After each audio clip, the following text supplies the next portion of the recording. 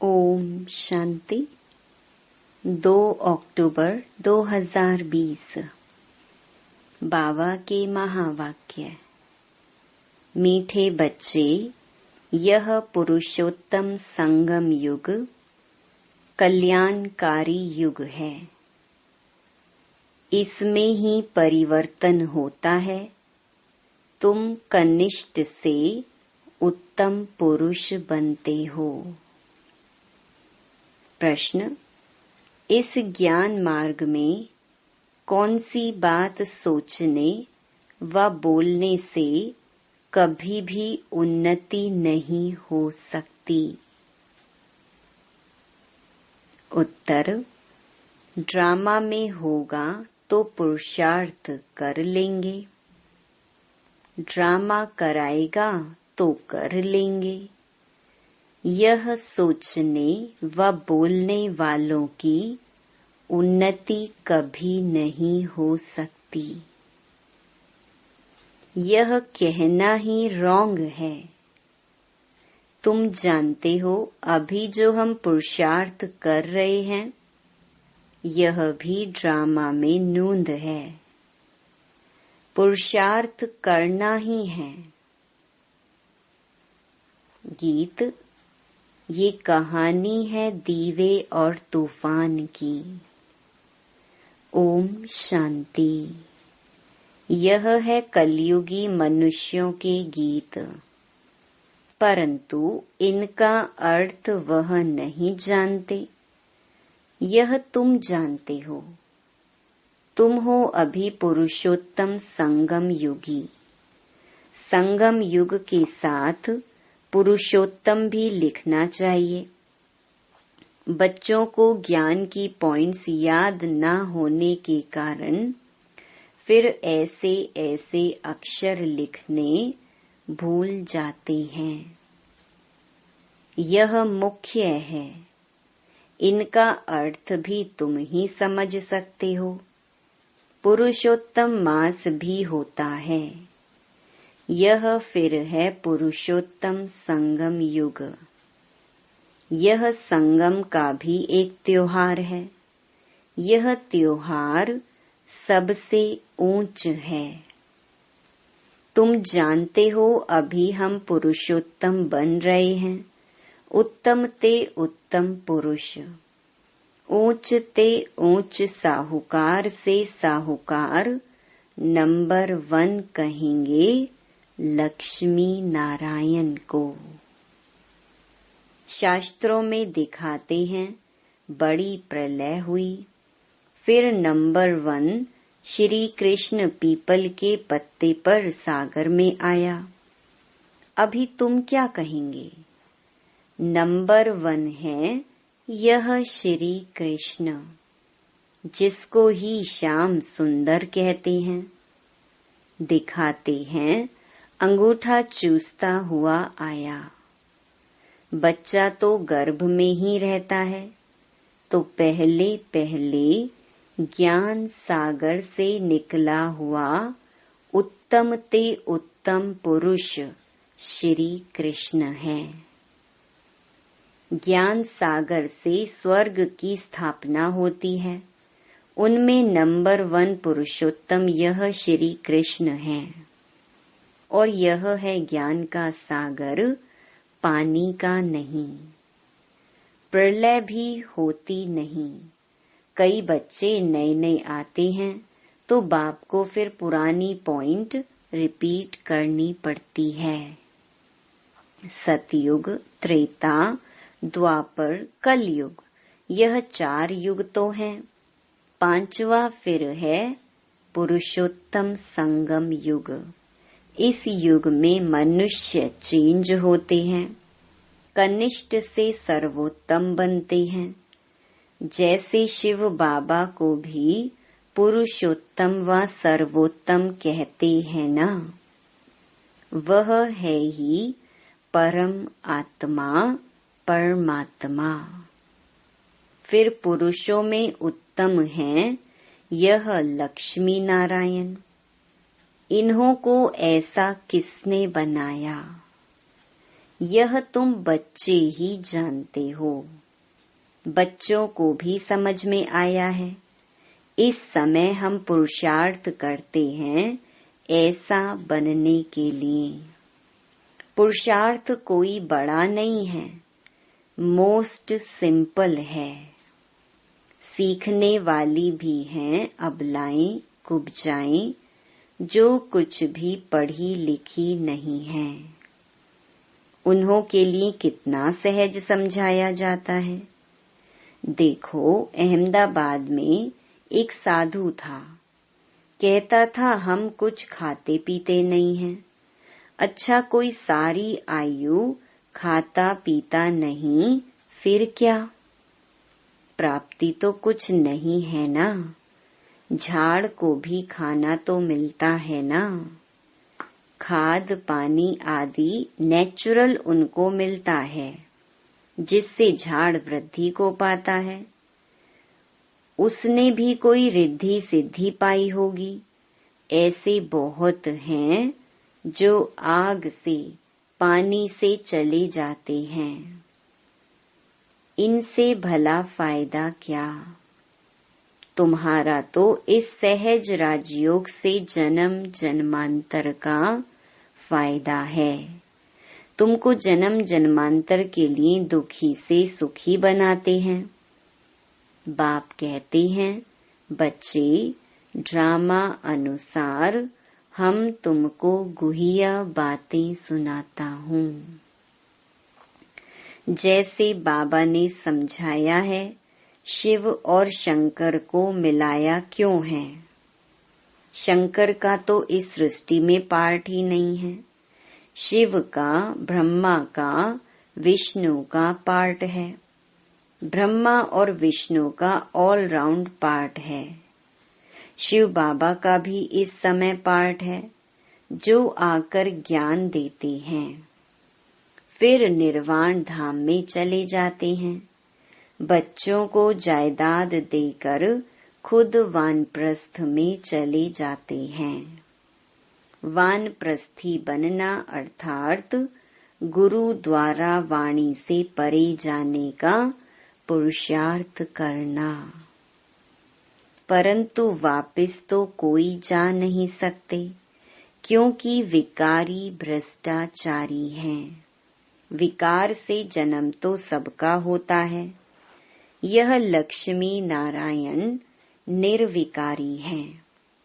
उन्हों का विकार से जन्म नहीं होता है, इसलिए श्रेष्ठाचारी कहलाए जाते हैं। कुमारियां भी निर्विकारी हैं, इसलिए उनके आगे माथा टेकते हैं। तो बाबा ने समझाया कि यहाँ शंकर का कोई पार्ट नहीं है। बाकी प्रजापिता ब्रह्मा तो जरूर प्रजा का पिता हुआ ना।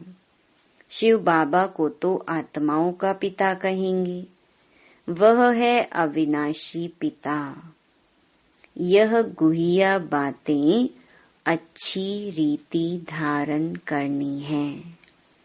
जो बड़े बड़े फिलोसोफर होते हैं, उनको बहुत टाइटल मिलते हैं। श्री श्री 108 का टाइटल भी विद्वानों को मिलते हैं। बनारस के कॉलेज से पास कर टाइटल ले आते हैं।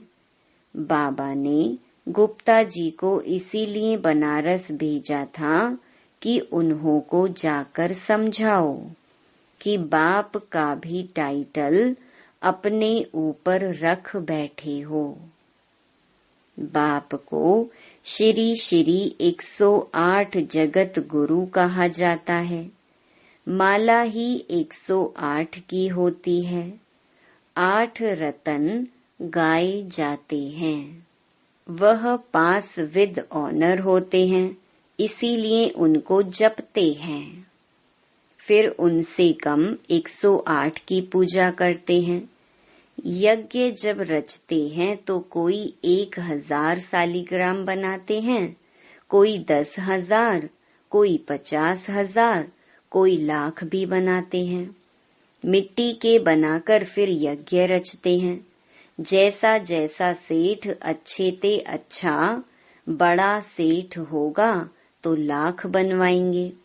बाप ने समझाया है, माला तो बड़ी है ना, 16,108 की माला बनाते हैं। यह तुम बच्चों को बाप बैठ समझाते हैं। तुम सभी भारत की सेवा कर रहे हो बाप के साथ। बाप की पूजा होती है तो बच्चों की भी पूजा होनी चाहिए। यह नहीं जानते कि रुद्र पूजा क्यों होती है। बच्चे तो सब शिव बाबा के हैं। इस समय सृष्टि की कितनी आदमशुमारी है, इसमें सब आत्माएं शिव बाबा के बच्चे ठहरे ना।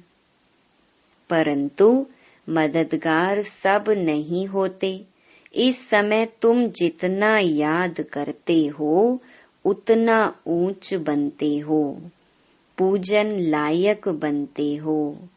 ऐसे और कोई की ताकत नहीं जो यह बात समझाए, इसलिए कह देते ईश्वर का अंत कोई नहीं जानते। बाप ही आकर समझाते हैं। बाप को ज्ञान का सागर कहा जाता है तो जरूर ज्ञान देंगे ना। प्रेरणा की तो बात होती नहीं। भगवान कोई प्रेरणा से समझाते हैं क्या? तुम जानते हो उनके पास सृष्टि के आदि मध्य अंत का ज्ञान है। वह फिर तुम बच्चों को सुनाते हैं। यह तो निश्चय है। निश्चय होते हुए भी फिर भी बाप को भूल जाते हैं। बाप की याद यह है पढ़ाई का तंत्र। याद की यात्रा से कर्मातीत अवस्था को पाने में मेहनत लगती है।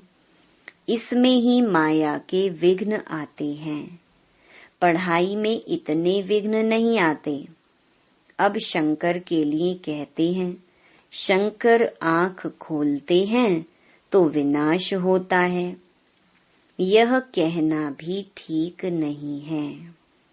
बाप कहते हैं, ना मैं विनाश कराता हूँ न वह करते हैं। यह रॉन्ग है। देवताएं थोड़े ही पाप करेंगे। अब शिव बाबा बैठ यह बातें समझाते हैं। आत्मा का यह शरीर है रथ। हर एक आत्मा की अपने रथ पर सवारी है। बाप कहते हैं, मैं इनका लोन लेता हूँ, इसलिए मेरा दिव्य अलौकिक जन्म कहा जाता है। अभी तुम्हारी बुद्धि में 84 का चक्र है। जानते हो, अभी हम घर जाते हैं, फिर स्वर्ग में आएंगे। बाबा बहुत सहज करके समझाते हैं। इसमें हार्ट फेल नहीं होना है। कहते हैं, बाबा हम पढ़े लिखे नहीं हैं, मुख से कुछ निकलता नहीं। परंतु ऐसा तो होता नहीं। मुख तो जरूर चलता ही है। खाना खाते हो, मुख चलता है ना। वाणी ना निकले यह तो हो नहीं सकता। बाबा ने बहुत सिंपल समझाया है। कोई मौन में रहते हैं तो भी ऊपर में इशारा देते हैं कि उनको याद करो। दुख हरता सुख करता वह एक ही दाता है। भक्ति मार्ग में भी दाता है तो इस समय में भी दाता है। फिर वानप्रस्थ में तो है ही शांति। बच्चे भी शांति धाम में रहते हैं। पार्ट नुंधा हुआ है जो एक्ट में आता है। अभी हमारा पार्ट है विश्व को नया बनाना। उनका नाम बड़ा अच्छा है, हेवनली गॉड फादर। बाप रचयिता है स्वर्ग का। बाप नर्क थोड़े ही रचेंगे। पुरानी दुनिया कोई रचते हैं क्या? मकान हमेशा नया बनाया जाता है। शिव बाबा नई दुनिया रचते हैं ब्रह्मा द्वारा। इनको पार्ट मिला हुआ है। यहाँ पुरानी दुनिया में जो भी मनुष्य हैं सब एक दो को दुख देते रहते हैं। तुम जानते हो हम हैं शिव बाबा की संतान। फिर शरीरधारी प्रजापिता ब्रह्मा के बच्चे हो गए एडॉप्टेड। हमको ज्ञान सुनाने वाला है शिव बाबा रचयिता, जो अपनी रचना के आदि मध्य अंत का ज्ञान सुनाते हैं। तुम्हारी एम ऑब्जेक्ट ही है यह बनना। मनुष्य देखो कितना खर्चा कर मार्बल आदि की मूर्तियां बनाते हैं। यह है ईश्वरीय विश्वविद्यालय, वर्ल्ड यूनिवर्सिटी। सारी यूनिवर्स को चेंज किया जाता है। उन्हों के जो भी कैरेक्टर्स हैं सब आसुरी, आदि मध्य अंत दुख देने वाले हैं। यह है ईश्वरीय यूनिवर्सिटी। ईश्वरीय विश्वविद्यालय एक ही होता है जो ईश्वर आकर खोलते हैं, जिससे सारी विश्व का कल्याण हो जाता है। तुम बच्चों को अब राइट और रॉन्ग की समझ मिलती है और कोई मनुष्य नहीं जो समझता हो। राइट रॉन्ग को समझाने वाला एक ही राइटियस होता है, जिसको ट्रुथ कहते हैं। बाप ही आकर हरेक को राइटियस बनाते हैं। राइटियस बनेंगे तो फिर मुक्ति में जाकर जीवन मुक्ति में आएंगे। ड्रामा को भी तुम बच्चे जानते हो। आदि से लेकर अंत तक पार्ट बजाने नंबर वार आते हो। यह खेल चलता ही रहता है। ड्रामा शूट होता जाता है। यह एवर न्यू है। यह ड्रामा कभी पुराना नहीं होता है और सब नाटक आदि विनाश हो जाते हैं। यह बेहद का अविनाशी ड्रामा है। इनमें सब अविनाशी पार्टधारी हैं। अविनाशी खेल व मांडवा देखो कितना बड़ा है। बाप आकर पुरानी सृष्टि को फिर नया बनाते हैं। वह सब तुमको साक्षात्कार होगा। जितना नजदीक आएंगे फिर तुमको खुशी होगी। साक्षात्कार करेंगे, कहेंगे अब पार्ट पूरा हुआ। ड्रामा को फिर रिपीट करना है। फिर नए सिर पार्ट बजाएंगे जो कल्प पहले बजाया है। इसमें जरा भी फर्क नहीं हो सकता है। इसलिए जितना हो सके तुम बच्चों को ऊंच पद पाना चाहिए। पुरुषार्थ करना है, मूंझना नहीं है। ड्रामा को जो कराना होगा वो कराएगा, यह कहना भी रॉन्ग है। हमको तो पुरुषार्थ करना ही है। अच्छा, मीठे मीठे सिकिलधे बच्चों प्रति मात पिता बाप दादा का याद प्यार और गुड मॉर्निंग। रूहानी बाप की रूहानी बच्चों को नमस्ते। धारणा के लिए मुख्य सार। पहला, पढ़ाई का तंत्र माना सार बुद्धि में रख याद की यात्रा से कर्मातीत अवस्था को पाना है। ऊंच पूजनीय बनने के लिए बाप का पूरा पूरा मददगार बनना है। दूसरा, सत्य बाप द्वारा राइट रॉन्ग की जो समझ मिली है उससे राइटियस बन जीवन बंध से छूटना है। मुक्ति और जीवन मुक्ति का वर्षा लेना है।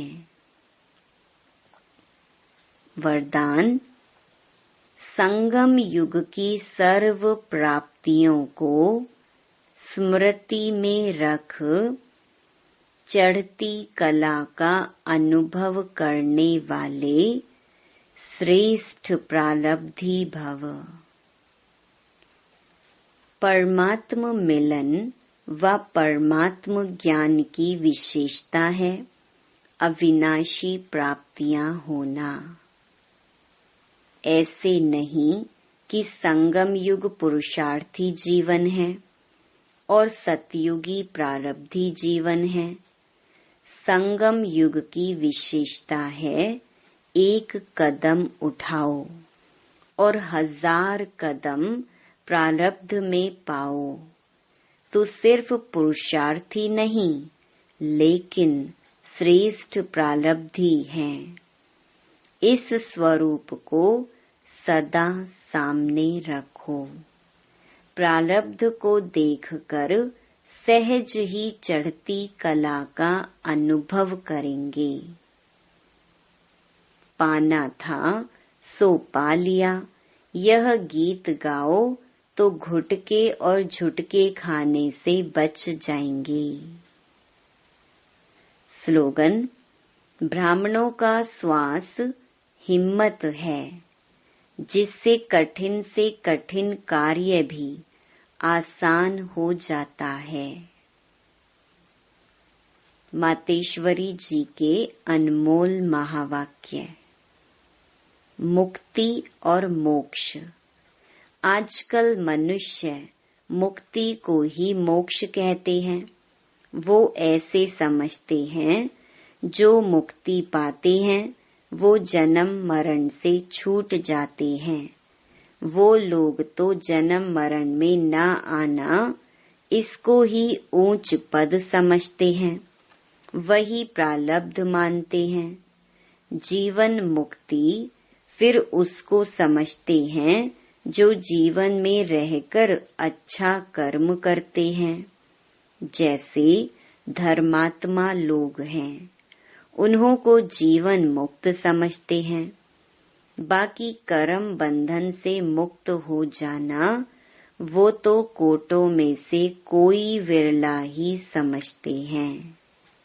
अब यह है उन्हों की अपनी मत, लेकिन हम तो परमात्मा द्वारा जान चुके हैं कि जब तक मनुष्य पहले विकारी कर्म बंधन से मुक्त नहीं हुआ है तब तक आदि मध्य अंत दुख से छूट नहीं सकेंगे। तो इससे छूटना यह भी एक स्टेज है।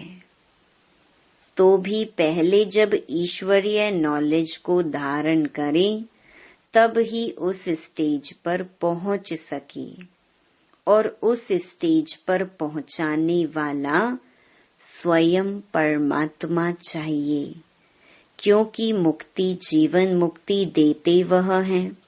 वो भी एक ही समय आए सबको मुक्ति जीवन मुक्ति दे देता है। बाकी परमात्मा कोई अनेक बार नहीं आते, और ना कि ऐसा समझो कि परमात्मा ही सब अवतार धारण करते हैं। ओम शांति।